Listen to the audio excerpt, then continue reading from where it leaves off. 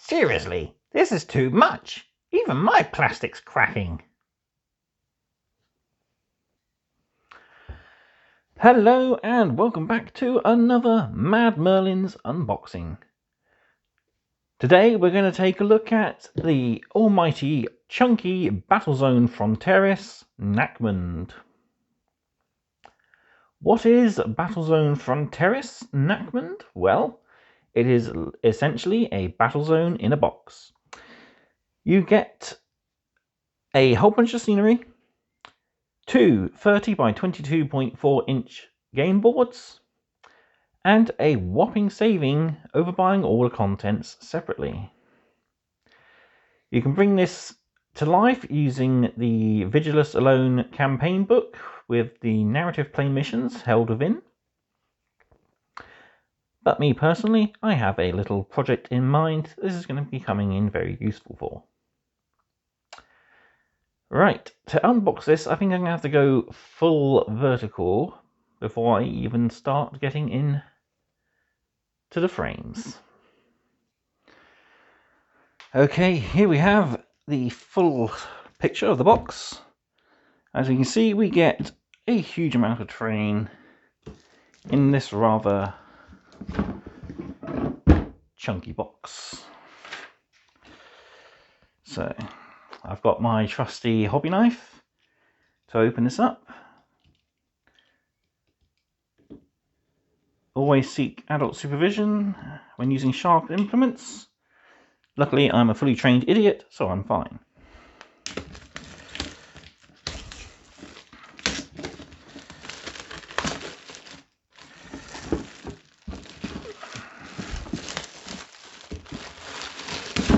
Get that plastic off and out the way.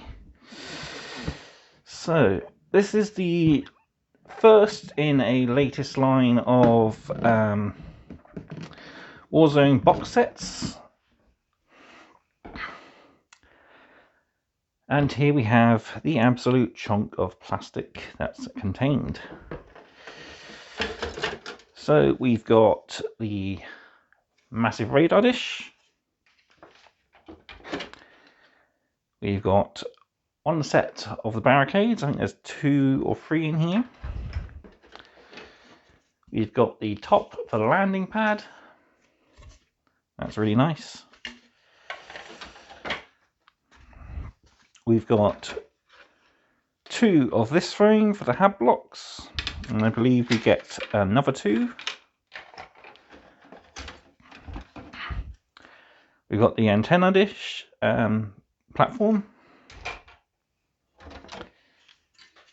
The sides for the landing pad. The other 2 frames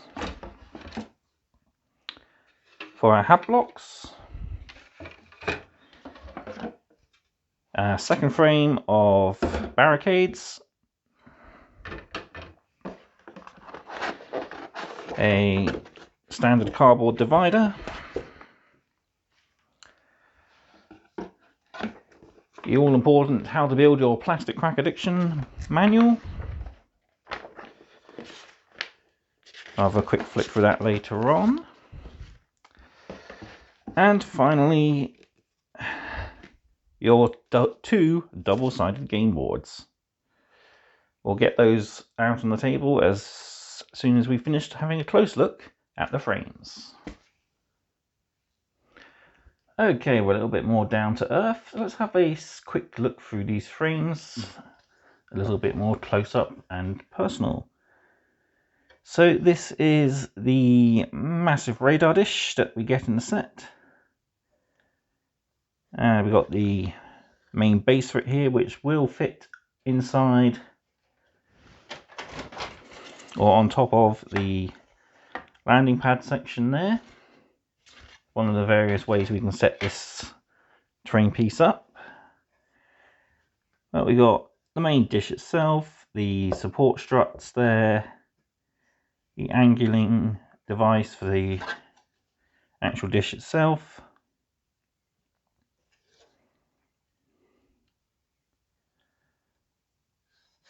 Various other extra bits of detailing, more support struts here, the actual antenna beam itself, power cable there, and loads more extra interesting little details. So that'll be quite fun to build. So next up we have the top of the landing pad, and not a lot more we can see on this. It is literally just a pre-molded piece of plastic. We see where it will eventually tab down into our base once we build that up. But it is a really nice detailed piece. I have seen pictures of this. It will fit a Corvus Blackstar and Stormraven and I believe a Valkyrie. So you can fit most of your Warhammer 40,000 aircraft on top of this. I'll be getting a Stormraven, I think, for my Grey Knights or possibly even my Crimson Fists. So I got something to perch on top of this for narrative missions.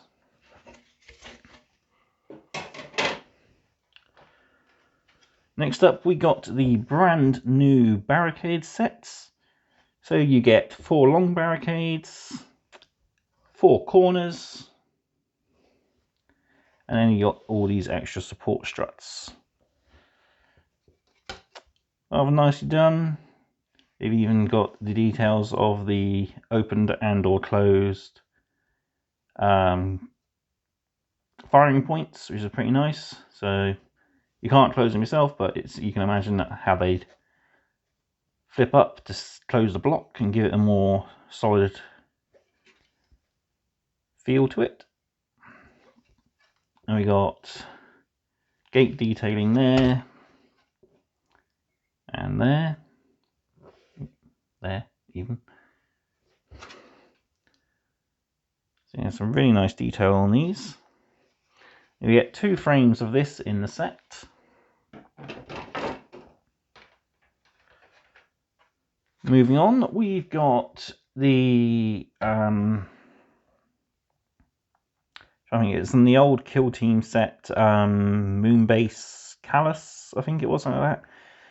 This is where these first appeared, the Imperial Hab blocks, which are basically a full version of the ruins that we used to get with Conquests magazine.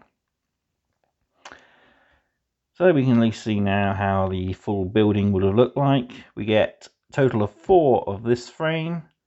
Each frame builds up a corner of a building and the 2 can go together. You can easily just slot them in, and these fit on the top easily. So we've got a rather nice set of buildings. I believe you should be able to leave it so that you can slide it on and off each other.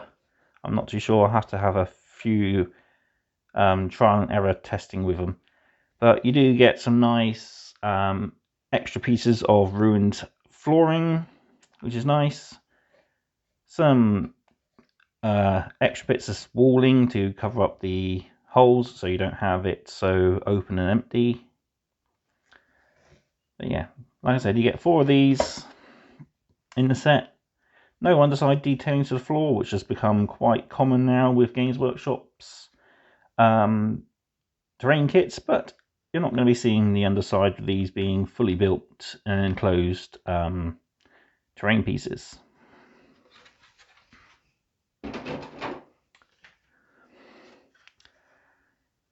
Next up, we have the Auspex Shrine. So this is the tallest piece of the kit, being a rather nice tall tower. We got a ladder that goes all the way up to the top of the first platform here. Got control panels as well, so you got some nice extra detailing to put in here. And we've got the actual Auspex scanner itself there. You can see some nice detail on the opposite sides. Got a nice cog mechanicus there to add on. I think that's a rather nice little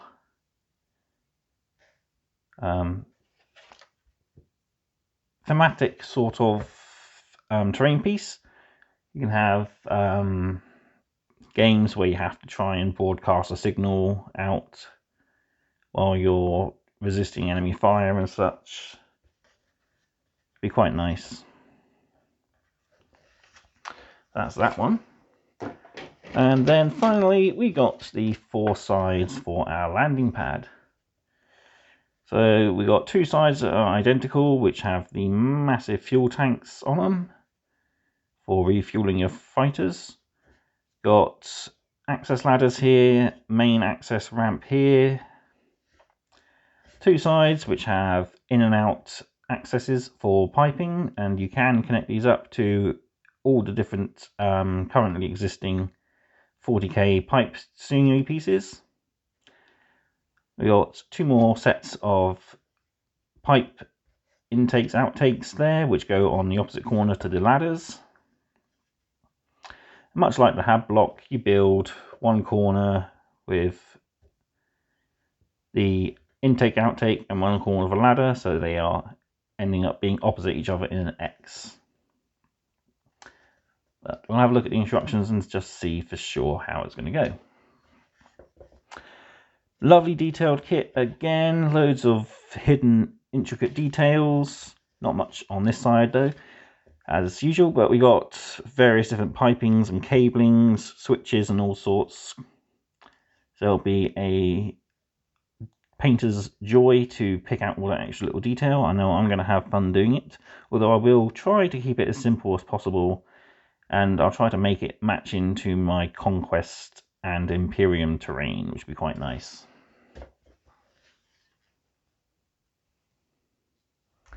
Okay, before we go full vertical for the boards, let's have a quick flick through the instruction book. So we got a layout of all your different frames that you get. So 4 of those, 2 of those, 1 of that, 1 of that, 1 of that, 1 of that. So this is our hab bunkers and stockades. So you get 2 part 1s, 2 part 2s, and simply push them down on top of each other. Then you put your floor sections in. You build up the top barricades here, put in a light to fill in the gap. And it gives you a rather nice finished building. And it doesn't show here, but you have the optional extra bits that fill in these gaps all the way along. Then we've got barricades, so we've got various different ways you can assemble these, which is quite nice. You can either have them attached directly to your building terrain, you can build them into an enclosed area, or you can leave them in straight sections. So we've got a lot of don't glue areas, so it's basically designed that you glue your corner sections together, and then these can just push together and perfectly resemble what they need to be on the battlefield. You can, of course, optionally, if you wanted to, glue it all together and have it in smaller sections, like you could easily glue each of these lengths in. But you do have they're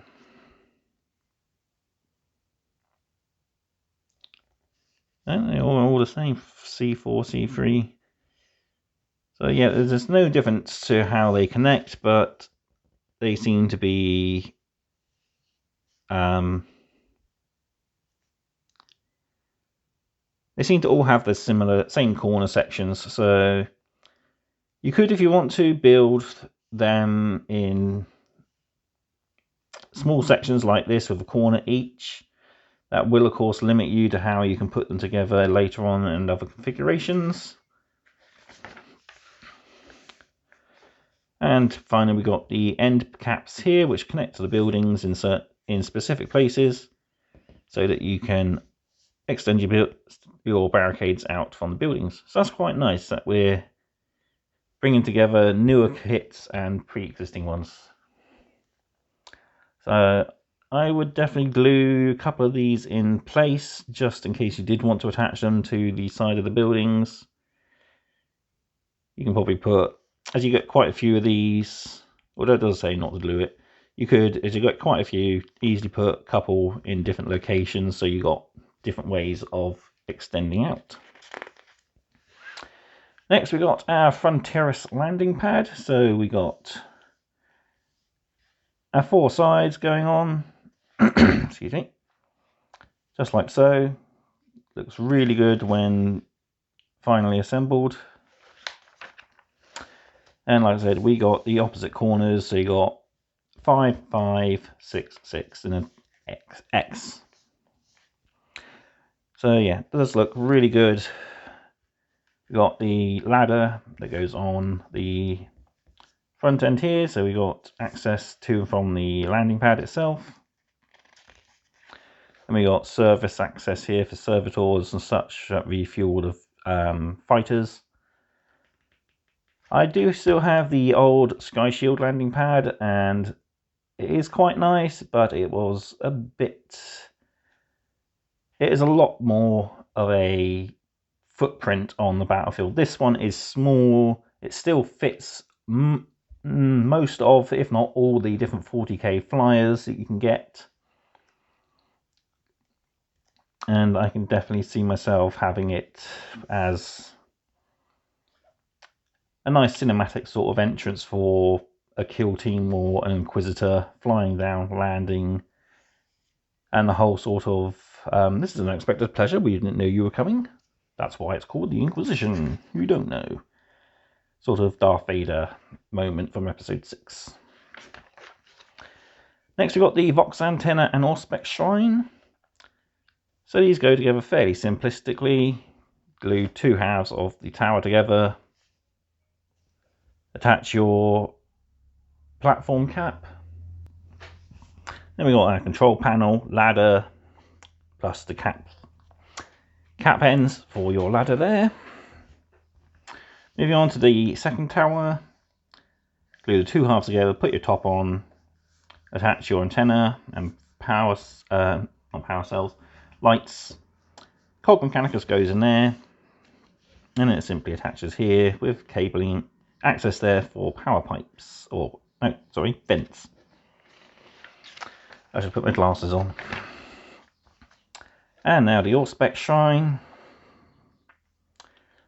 This is a nice way, you got alternate ways of building it, which is pretty nice. So you build your main structure support column, glue it down to the base, put the pipeline cap on. So you can, if you want to, have this attaching to your pipe networks, and if you want to mount this on top of the landing pad, you could probably figure out a way of having all your pipes coming up and over in a nice connection. So we got one way of building the actual antenna, but we have 2 ways of attaching it to the bracket, which is quite nice. So you can either have it the way the box shows, which is vertical, or else you've got the horizontal way here. So we've got the actual mounting bracket here. We've got the pipe, which glues only into the central piece and can be raised and lowered through the hole in the dish. Don't glue the central piece here, so you can have your dish moving up and down, which is quite nice. And that's how it all looks finished up. And we go fully vertical again for our game boards. So this is the first one. We have the outline of a ruined Imperial facility here, and a road off to this side. So we can easily have our barricades built up around here if you want to, and have it as a rebuilt facility. Got the ghostings of a set of pipes coming in there, barrels buried there. Rather nice sort of battlefield. If we flip it over, we've got another small road section here, and small building footprints here and here, with more of the buried barrels and buried piping detailing. And onto our second board. It's nice that you have 2 unique double-sided boards. So we get, again, more buried building footprints. We even got a hatch here, So this might have been a emergency escape bunker at one time. But you got pipes, got some crates and barrels. Really nice, gives a nice touch to it. And then on the other side, we've got, again, another couple of footprints of ruined buildings. If you have a few ruins like I do, you could easily match these up to different footprints and have a more complete looking sort of board. But really nice. I might have to work out a basing scheme that will match up to this nicely. I do have my Grey Knights I'm still needing to find a basing scheme for. So I think I might try and do something like this deserty sort of urban wasteland type sort of base. But there we have it. Okay, all what's left is for my final thoughts. There we go. There's a bit of a struggle to fit it all in, but I've got it all in shot. So before I get to my final thoughts and my future plans that I mentioned, first off we have the price. So this complete terrain and battlefield set is 135 RRP from Games Workshop. You can check your local stockists like mine, Curton Games, affiliate link in the description below, for a discounted version. But even so, it is still fairly heavily discounted over buying the content separately. So the Hab block bunkers are £50 each. That's just for a single bunker. So you get 2 bunkers in this set. That's £100 already. Your landing pad is £42.50. And your antenna and Vox shrine and Vox antenna and Auspex shrine are also £42.50. And finally, your battle boards are £35. So you are essentially getting 2 terrain kits free, your landing pad and your shrine and antenna. And you are paying just for the 2 bunkers and the boards, which is a pretty good saving overall, saving you £85. So yes, on to my final thoughts. I think this is a pretty good terrain set. I mean, it's nice that we're actually getting something that isn't ruins. It's always good to have ruins if you like that sort of thing, but I do want to run thematic games for not only myself, but for the channel in the future. And have it so that, you know, we've got something we can fight over, something worth fighting for almost. And something to give you a little bit of a cinematic feel to get to your games. Having this as a defense bunker held off by guard, trying to withstand a assault by chaos or demons or Eldar, something like that. Then having a Space Marines or even Inquisitor and his bodyguard fly in and give them the backup they need to escape, or be told everything is doomed, this planet's going to be bombed. It's quite nice to have that now for my terrain collection. I will have to at some point dig out some of my ruins. I have some of the really old-fashioned 40k ruins, so it'd be nice to see how this lot looks next to that. As I was saying, for future plans, I am going to, just as I just said, eventually work out a story-driven campaign thing, running a few small armies, probably up to combat patrol / incursion size, so no more than 1,000, maybe 1,500 at a push points. But it's basically just so I can collect a few small armies and have a story-driven series of games that I can share with you lot all on YouTube. Plus, it will give me some